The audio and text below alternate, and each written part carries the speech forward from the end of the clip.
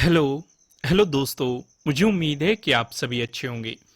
दोस्तों, अब हम डिस्कशन करेंगे निफ्टी फाइनेंशियल सर्विसेज के बारे में। यहाँ पे आपको 5 मिनट का टाइम फ्रेम दिखाई दे रहा होगा। इसका मतलब हम लॉजिक का डिस्कशन करने वाले हैं। यहाँ के लॉजिक में कुछ डिफरेंस है। हमने डिस्कशन बैंक निफ्टी की वीडियो में भी लॉजिक का किया था और निफ्टी 50 की वीडियो में भी लॉजिक का किया था, और अब हम करेंगे निफ्टी फाइनेंशियल सर्विसेज का लॉजिक डिस्कस। अब तीनों में कुछ चीजें सेम भी है और कुछ अलग भी है। जैसे अगर निफ्टी फाइनेंशियल सर्विसेज की बात करेंगे तो आपको एक तो ये ट्रेंड लाइन दिखाई दे रही होगी, नीचे आपको ये एक सपोर्ट जोन भी दिखाई दे रहा होगा और इसका ब्रेकडाउन भी दिखाई दे रहा होगा। ये भी चीजें आप यहां पे ऐड कर सकते हैं, क्योंकि जो हमारे चार पैटर्न हैं, ट्रेंगल वाले पैटर्न, ट्रेंड लाइन से मिलके बना हुआ पैटर्न और एक पैरेलल पैटर्न, यहाँ पे हमें कौन सा पैटर्न नजर आ रहा है? ये वाला भी नजर आ रहा है। ऊपर की तरफ आप देखेंगे आपको एक रेजिस्टेंस जोन दिखाई दे रहा है, नीचे आपको एक सपोर्ट जोन दिखाई दे रहा है, और ये नैरो होता जा रहा है। जितना भी नैरो होता जाएगा हमारे लिए उतना फायदेमंद है। एक कंफर्मेशन और मिल रहे हैं यहाँ पे। चलो लॉजिक की शुरुआत ही हम शुरुआत से करते हैं, ऐसे आप कंफ्यूज हो जाओगे। स्टेप बाय स्टेप समझते हैं। पहला डिस्कशन, पहले यहां पे हमारी कौन सी स्ट्रेटेजी ने काम किया? अगर आप देखेंगे ओवरऑल आपको एक अप ट्रेंड दिखाई दे रहा है, आपको गैप डाउन ओपनिंग मिली, और हमारी एक स्ट्रेटेजी अगर आपको अप ट्रेंड है प्लस आपको गैप डाउन ओपनिंग मिले प्लस फर्स्ट बुलिश कैंडल बने, कंडीशन ये होनी चाहिए। यहां पे देखो बुलिश कैंडल बनी, भाई अप ट्रेंड था, गैप डाउन ओपनिंग मिली, फर्स्ट बुलिश कैंडल मिली और इसका ब्रेकआउट भी मिला। एक तो स्ट्रेटेजी हमारी यहां पे एक्टिवेट हो रही थी। दूसरी अगर आप यहां पे देखेंगे अब हमारे सामने कुछ चीजें निकल के आ चुकी है। जैसे कि आप देखेंगे एक तो ये वाला जोन हमारे लिए निकल के आ चुका है, ये क्या है? प्रीवियस डे लो जो कि पहले था। एक ये वाला जोन हमारे लिए निकल के आ चुका है, ये क्या है? ट्रेडिंग डे लो। एक ये वाला जोन हमारे लिए निकल के आ चुका है, ट्रेडिंग डे हाई। तो यहां पे आप देखेंगे यहां पे हमें एक और अपॉर्चुनिटी मिली है। भाई जब मार्केट ने प्रीवियस डे लो का ब्रेकडाउन दिया है तो नीचे हमारे लिए सपोर्ट जोन क्या बनेगा, टारगेट क्या बनेगा? ट्रेडिंग डे लो। क्या ये अचीव हुआ है? बिल्कुल अचीव हुआ है। देखो स्कैल्पिंग भी हम इस तरीके से कर सकते हैं, जैसे यहां पे ब्रेकडाउन मिला स्कैल्पिंग कर लो, यहां पे ब्रेकआउट मिला स्कैल्पिंग कर लो अगले रेजिस्टेंस जोन तक, फिर आपको फिर से ब्रेकडाउन मिला। इस तरह की देखो सिचुएशन पे अगर आप फोकस करोगे तो चीजों को आप समझ पाओगे कौन कौन सी स्ट्रेटेजी एक्टिवेट हो रही है। जैसे यहां पे देखेंगे यहां पे हमारी दो स्ट्रेटेजी एक्टिवेट हुई है। कौन कौन सी दो स्ट्रेटेजी एक्टिवेट हुई है? पहली हुई है हमारी ट्रेडिंग डे लो का आपको ब्रेकडाउन मिल गया, प्लस यहां पे जो हमारा पैटर्न बन रहा था उसका ब्रेकडाउन मिल गया। ये जो पैटर्न मैंने वीडियो की शुरुआत में ही आपको समझाया ना, ये वाला पैटर्न आपको बनता हुआ दिखाई दे रहा है, इसका भी ब्रेकडाउन मिल गया। तो कई बार हमें डबल डबल कंफर्मेशन भी मिल जाते हैं। तो इसलिए हमें स्ट्रेटेजीज को समझना काफी जरूरी है। कौन सी स्ट्रेटेजी कहां पे अप्लाई हो जाएगी या किस तरीके से हमें प्रॉफिट बना के दे देगी नहीं कहा जा सकता, इसलिए प्रैक्टिस करते चलो चीजों की। आज कौन कौन सी स्ट्रेटेजी ने काम किया है अगर निफ्टी फाइनेंशियल सर्विसेज में बात करें? पहली स्ट्रेटेजी थी up trend plus gap down opening plus first bullish candle, इसके अकॉर्डिंग हमें एंट्री लेनी थी। दूसरी स्ट्रेटेजी, मार्केट सपोर्ट लेता हुआ दिखाई दिया कहां पे? ट्रेडिंग डे लो पे, ये वाली स्ट्रेटेजी थी। तीसरी स्ट्रेटेजी हमारी क्या थी? मार्केट ने यहां पे आप देखेंगे किसका ब्रेकडाउन दिया? प्रीवियस डे लो का ब्रेकडाउन दिया, इसके अकॉर्डिंग हमें एंट्री लेनी थी या ये चीजें समझनी थी। चौथी स्ट्रेटेजी कौन सी थी? यहां पे आप देखो एक तो हमें क्या मिला था? ट्रेडिंग डे लो का ब्रेकडाउन मिला था प्लस इस ट्रायंगल का ब्रेकडाउन मिला था, यानी कि चार स्ट्रेटेजी ने हमारे लिए प्रॉपर तरीके से काम किया। मैंने इन सभी स्ट्रेटेजीज को कोर्स में समझाया हुआ है, प्रॉपर किस तरीके से एंट्री लेनी है। अभी यहां पे आप देखेंगे जैसे आप अवेलेबल ऑफर पे क्लिक करेंगे 25% का आपको यहां पे ऑफ मिल रहा है। यहां पे आप देखेंगे 25% आपके लिए ऑफ हो चुका है। ये ऑफर क्यों लाए हम? क्योंकि हमारे 2 लाख सब्सक्राइबर पूरे हो चुके हैं। सबसे पहले तो आप सभी लोगों को दिल से थैंक यू कि आप लोग इतना प्यार दे रहे हैं, इतना सपोर्ट कर रहे हैं। तो उस खुशी में मैं आपके लिए लेके आया हूं 20% का ऑफर। अगर आप इन स्ट्रेटजीज को सीखना चाहते हैं कि कब एंट्री लेनी है, कहां पे स्टॉप लॉस लगाना है, क्या टारगेट होना चाहिए, क्या पूरा सेटअप बनता है, कहां पे हमें एंट्री को अवॉइड करना चाहिए, कहां पे एक परफेक्ट एंट्री बन सकती है, उसके हिसाब से स्टॉप लॉस क्या लेना चाहिए, हमारा टारगेट क्या होना चाहिए, इन सारी चीजों को डिटेल में विद एग्जांपल समझना चाहते हैं, मैंने चार्ट में भी आपको समझाया हुआ है कि कहां पे आप किस तरीके से किस कैंडल पे फोकस करना है। सारी चीजों को एक्सप्लेन किया है। हर एक स्ट्रेटेजी में मैंने आपको तीन तीन एग्जांपल समझाए हुए। चाहे वो प्रीवियस डे हाई का ब्रेकआउट हो, प्रीवियस डे हाई का ब्रेकडाउन हो, प्रीवियस डे लो का ब्रेकडाउन हो, ट्रेडिंग डे हाई का ब्रेकआउट हो, ट्रेडिंग डे लो का ब्रेकडाउन हो, काफी कुछ चीजें आपको यहाँ पे एक्सप्लेन की गई। Fake breakout, fake breakdown, trading psychology या ट्रेलिंग स्टॉप लॉस का इस्तेमाल करते हुए पूरे मोमेंटम को किस तरीके से पकड़े, या फिर रिस्क मैनेजमेंट भी आपको समझाया गया है। काफी कुछ डिटेल में डिस्कशन किया गया है। तो अगर आप इस ऑफर को लेना चाहते हैं तो नीचे डिस्क्रिप्शन में आपको एप्लीकेशन का लिंक मिल जाएगा, और इस अवेलेबल ऑफर के नीचे क्लिक जरूर कीजिएगा, जिससे कि आपका 25% का ऑफर एक्टिवेट हो सके। तो ये ऑफर कुछ ही समय के लिए आपके लिए लाया गया है, तो जल्दी से अपनी लर्निंग पे इन्वेस्ट कीजिए। मैं आपको हमेशा एक बात कहता हूं कि बड़े बड़े लॉस आप कर लेते हो, लेकिन एक छोटा सा हिस्सा एक सीखने के पर्पज से खर्च नहीं करते। बेहतर है सीखने पे ज्यादा फोकस करो। और इसका मतलब ये नहीं होता कि कल को आप कोर्स ले लो या आज कोर्स ले लो और कल ही मार्केट में आ जाओ कि भाई अब तो हम पैसा छाप देंगे या इतना पैसा बन जाएगा। मैं हमेशा मना करता हूं, जो भी स्ट्रेटेजी सिखाई जा रही है पहले उसकी प्रैक्टिस करो, पेपर ट्रेडिंग करो, उसकी देखो कि किस तरीके से एंट्री बन रही है, क्या सिचुएशन, एक एक लोट में काम करना शुरू करो। ये नहीं कि आपने कोई स्ट्रेटेजी समझ ली और आप बस मोटा पैसा लेके आ जाओ, 10 लाख रुपए या फिर 50 लाख रुपए या फिर 1 करोड़ रुपए कि भाई आज ही पैसा बना देंगे, डबल कर देंगे। नहीं, शुरुआत एक लोट से करनी है, अपना कॉन्फिडेंस बढ़ाना है, स्ट्रेटेजीज को और ज्यादा इंप्रूव करना है, उसमें चीजें ऐड करनी है। एक एक लोट से काम करो, जब प्रॉफिट होता चले फिर लोट इन साइज इंक्रीज करो, यानी कि स्टेप बाय स्टेप पूरा प्रोसेस आपको बताया गया। ट्रेडिंग साइकोलॉजी वाला वीडियो जरूर देखेगा, उसमें मैंने डिटेल में डिस्कशन किया है। वो पहला ही चैप्टर है जो सबसे ज्यादा इंपॉर्टेंट है। सीधा स्ट्रेटेजीज पे मत जाना कि आप यहाँ पे देखेंगे, आपको मैं चैप्टर भी दिखा देता हूँ क्या क्या चीजें आपके साथ डिस्कस की गई है। अगर आप यहाँ पे देखेंगे आपको इसमें 7 चैप्टर मिलेंगे, ठीक है। चैप्टर 3, 4, 5 में आपको स्ट्रेटेजीज समझाई गई है, पर इसका मतलब ये नहीं है कि चैप्टर 1 किसी काम का नहीं है, 2 किसी काम का नहीं है, या 6th किसी काम का नहीं है, 7th किसी काम का नहीं है। ये सब स्ट्रेटेजी से भी ज्यादा इंपॉर्टेंट है, इसलिए चीजें ऐड की गई है, क्योंकि शुरुआत ही आपकी बिल्कुल बेसिक से की गई है, ट्रेडिंग साइकोलॉजी को समझाते हुए। वहां पे बहुत सारी चीजें डिस्कस की गई जो कि आपको ट्रेड लेने में मदद करेगी। क्योंकि देखो, मार्केट से पैसे कमाने के 2 तरीके होते हैं। पहला, आप सीधे ही मार्केट में जाए, कोई कोर्स मत करे, कुछ भी ना करे, और आप अपनी गलतियों से सीखें। यहां पे आपको बड़ा इन्वेस्टमेंट करना पड़ता है, क्योंकि आपके लॉसेस बहुत ज्यादा होते हैं, क्योंकि वो आपका स्टेप करने का प्रोसेस होता है। दूसरा प्रोसेस क्या होता है, आप एक छोटी अमाउंट किसी दूसरे ट्रेडर को दे और उसका एक्सपीरियंस, उसके उसकी स्किल और उसकी स्ट्रेटेजीज को सीखे। इसका मतलब ये नहीं है कि आपके लॉसेस नहीं होंगे, बिल्कुल होंगे, लेकिन पहले वाले के कंपैरेटिवली कम होंगे। समझ रहे हो ना?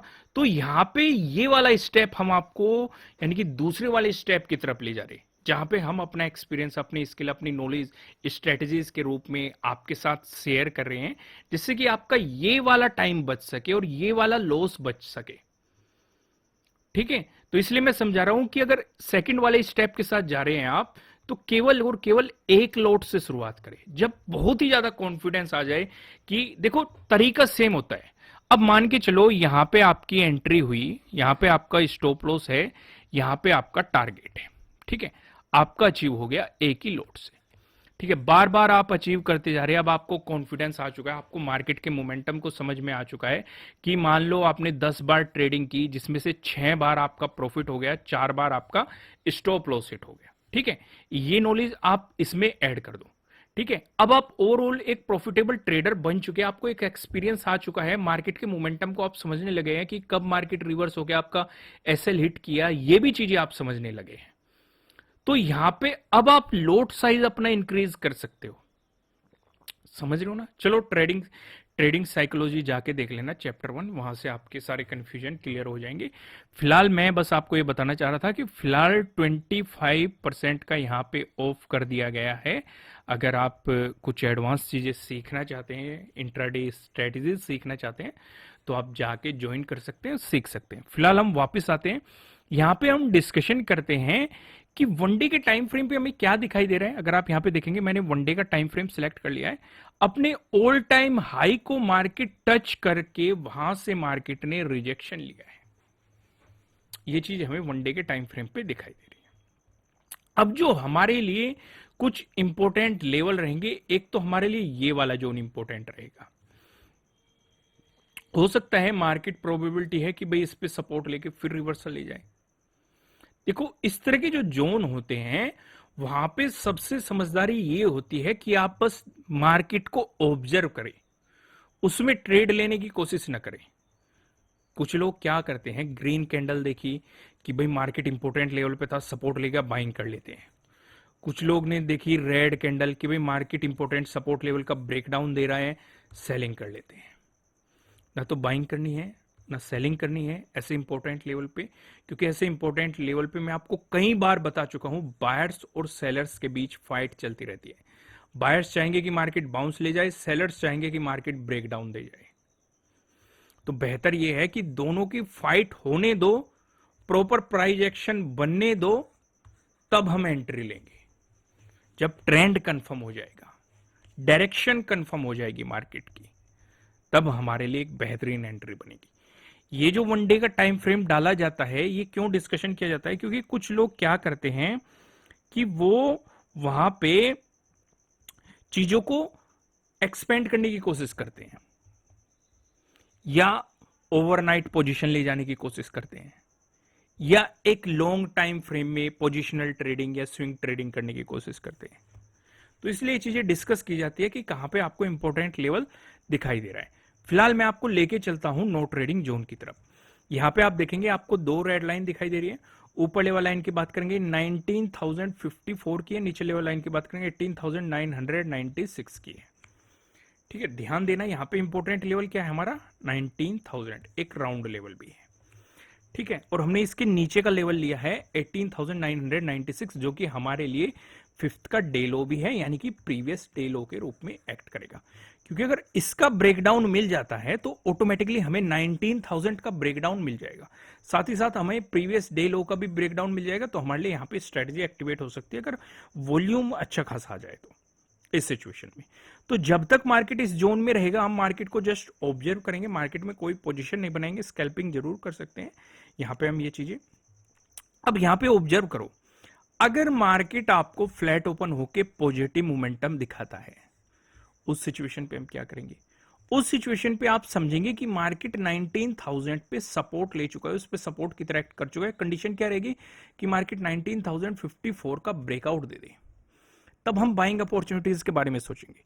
और जो हमारा रेजिस्टेंस जोन बनेगा वो यहां पे बनेगा इस जोन में, या फिर आप थर्ड के डे लो को भी ऑब्जर्व कर सकते हैं।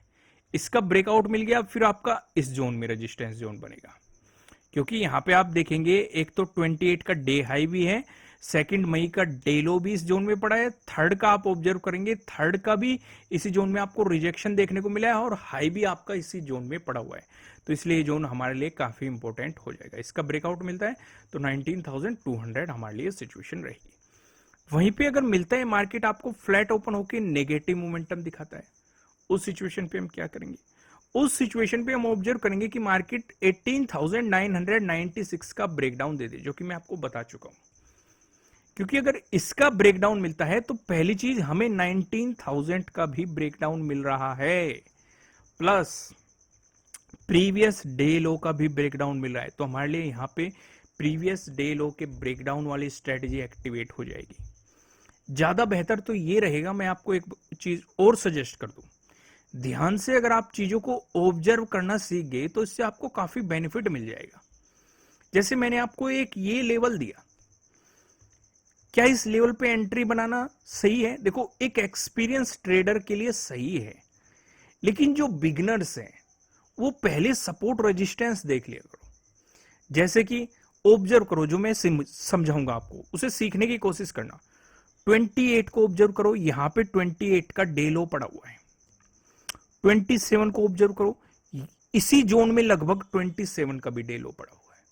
और पीछे जाओ, 26 को भी आप ऑब्जर्व कर रहे हो, इस जोन की मार्केट ने एज ए रेजिस्टेंस और एज ए सपोर्ट भी रेस्पेक्ट किए। और पीछे जाओ, 25 को देखो, 24 को देखो। मेन अगर फोकस करोगे, अगर आप इन दोनों को भी फोकस करोगे कि 2 दिन के डे लो काफी नजदीक पड़े हुए हैं और इसी के नजदीक है फिफ्थ का डे लो, तो बेहतर क्या है कि मार्केट 18,996 का ब्रेकडाउन दे या फिर 27 या 28 के डे लो का ब्रेकडाउन दे, क्योंकि ये काफी नजदीक है। यहां पे कौन सी थ्योरी अप्लाई होती है कि एंट्री लेने से पहले नजदीकी सपोर्ट रेजिस्टेंस देख लो। अगर सपोर्ट काफी नजदीक है तो एंट्री को अवॉइड कर दो। इस सपोर्ट पे देखो क्या प्राइस एक्शन बन रहा है।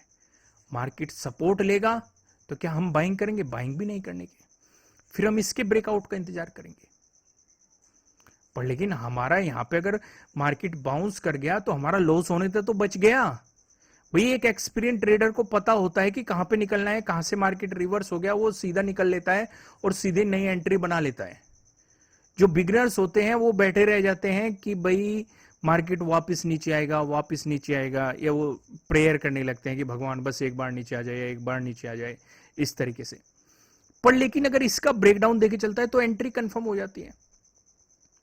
तो समझ रहे हो ना, क्या एक एक पॉइंट पे ध्यान दिया करो, इससे आपको काफी बेनिफिट मिलेगा।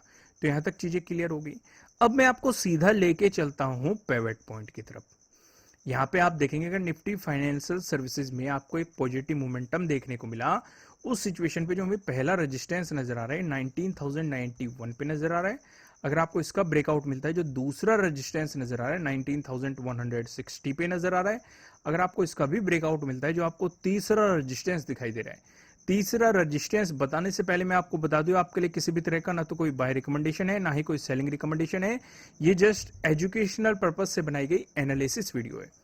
इन्वेस्ट करने से पहले आपको अपनी रिसर्च करनी है, अपने इन्वेस्टर की सलाह लेनी है, क्योंकि प्रॉफिट भी आपका होने वाला है, लॉस की जिम्मेदारी भी आपको अपने आप लेनी है। जो यहाँ पे हमें तीसरा रेजिस्टेंस नजर आ रहा है 19,244 पे नजर आ रहा है। अगर आपको नेगेटिव मोमेंटम देखने को मिलता है, उस सिचुएशन पे जो हमें पहला सपोर्ट नजर आ रहा है 18,962 पे नजर आ रहा है। अगर आपको इसका ब्रेकडाउन मिलता है, जो दूसरा सपोर्ट नजर आ रहा है 18,897 पे नजर आ रहा है। अगर आपको इसका भी ब्रेकडाउन मिलता है, जो हमें तीसरा सपोर्ट नजर आ रहा है 18,798 पे, आपको यहां पे तीसरा सपोर्ट देखने के लिए मिल रहा है। दोस्तों मैं आपको लास्ट में फिर से याद दिलाना चाहता हूं कि अभी 25% का ऑफ कर दिया गया है। अगर आप इंट्राडे स्ट्रेटेजीज सीखना चाहते हैं तो नीचे डिस्क्रिप्शन में आपको एप्लीकेशन का लिंक मिल जाएगा, वहां से आप एप्लीकेशन को डाउनलोड कर सकते हैं और कोर्स को ज्वाइन कर सकते हैं। फिलहाल इस वीडियो को लाइक कीजिएगा, कमेंट करके बताना एनालिसिस कैसे लग रहे हैं, आपके लिए कितने हेल्पफुल है। फिर मिलेंगे किसी नेक्स्ट वीडियो में किसी अच्छे कंटेंट के साथ। Thank you.